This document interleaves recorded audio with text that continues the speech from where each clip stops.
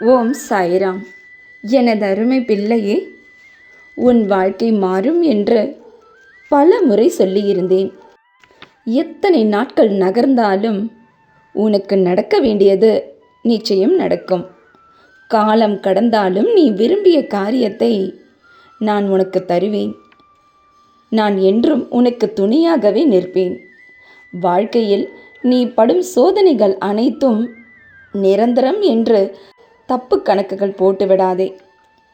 அவை உன்மேல் படிந்திருக்கும் தூசியை சுத்தப்படுத்துவதற்காக உன் சாயப்பா எடுத்திருக்கும் நடவடிக்கை என்பதை உணர்ந்து என்னிடம் உன் அனைத்து துன்பத்தையும் ஒப்படைத்து சரணடைந்து பொறுமையோடு காத்திரு.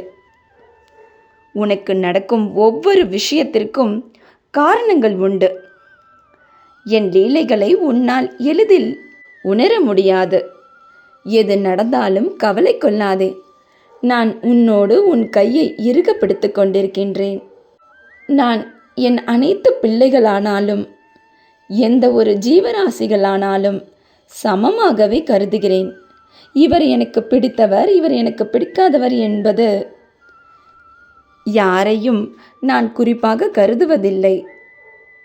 ஆனால் என்னை அன்போடு யார் வணங்குகிறார்களோ, யார் என்னை அழைக்கிறார்களோ அவர்கள் அருகிலேயே என்றென்றும் இருப்பேன். நீ எந்த அளவிற்கு இப்போது அனுபவிக்கும் கஷ்டங்களை தாங்கிக் கொள்கிறாயோ அந்த அளவிற்கு உன் எதிர்காலம் சந்தோஷமானதாகவும் அருமையானதாகவும் திகழும். நான் எப்போதும் உன்னுடனே தான் இருக்கிறேன். அவர் அதை சொன்னார், இவர் இதை சொன்னார் என்று சொல்வதை விடுத்து உன் செயலை தொடர்ந்து செய்து கொண்டிரு.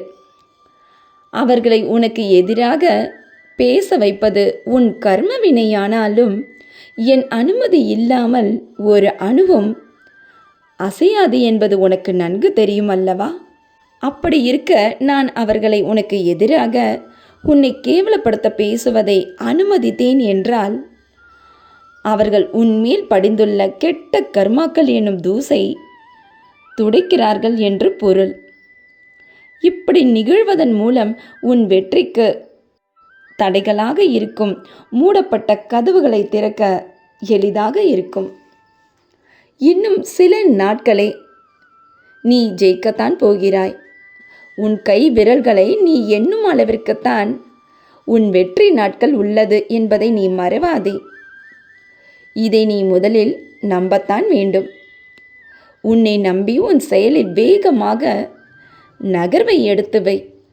உன் வெற்றிக்காக சரியான பாதையை நான் காண்பித்தும் இடையில் வரும் கற்களையும் முட்களையும் கண்டு அங்கேயே அழுது நின்று கொண்டிருந்தால் உன் வேலையை யார் தொடர்வது? உன் சாய் இருக்கிறார், அவர் கொடுப்பார் என்று சொல்லிவிட்டு அமைதியாக ஓரம் உட்கார்ந்து கொண்டிருந்தால் உன் வெற்றி எப்படி உறுதி செய்யப்படும்? உன் வீட்டில் பணம் தங்க வேண்டாமா? பல லட்சங்கள் கடன் இருந்தால் அதையே நினைத்து கொண்டிருந்தால் கடன் அடைப்பதற்கான வழி எப்படி பிறக்கும்? உனக்கான வெற்றி விடியல் ஆரம்பித்து விட்டது. செவ்வாய்க்கிழமை நன்னாளான இன்று பல லட்சங்கள் உன் கைக்கு கிடைக்க கந்தவேலின் இந்த சொத்தை தொட்டுவிட்டாய்தானே? உனக்கான பண உதவி இவர் மூலம் நிச்சயம் உன் கைக்கு வந்து சேரும். சந்தோஷமாக இரு உன் குடும்பத்துடன். இன்றும் என்றும் என்றென்றும் உன் சாயப்பா உன் அருகினில். வாழ்க வையகம், வாழ்க வளமுடன். ஜெய் சாய்ராம்.